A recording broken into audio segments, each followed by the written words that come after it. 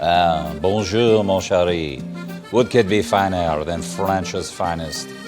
The French baguette, the fruit, the fromage, and the wine. Always with the wine. This is a 1914 French fry Paris Eiffel Tower Merlot. Enjoy. Price tag still on the bottom.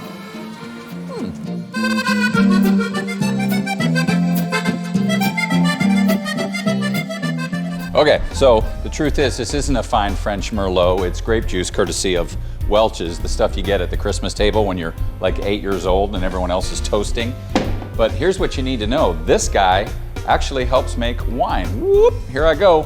That's right, steam is used in the actual production of wine. It's a process called thermovinification, or flash extraction, or as the wine people call it, flash détente.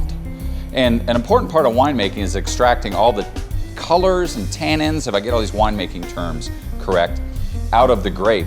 And steam helps actually to do that. So this process is pretty unique in that they heat the must. Now the must is when they make that first press of the grapes and you have seeds and skin and you have grapes intact and all that other stuff. They actually rapidly heat the must with steam.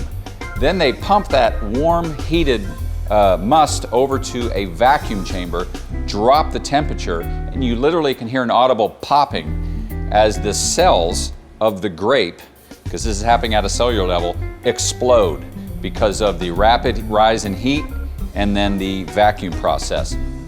The magic of that process is it retains more color, more flavor, and more essential winemaking elements. But not only that, there's actually a food safety element because it gets rid of mold and other toxins that sometimes can form in fruit. So I wanted to share that with you. Thermovinification, you can Google it.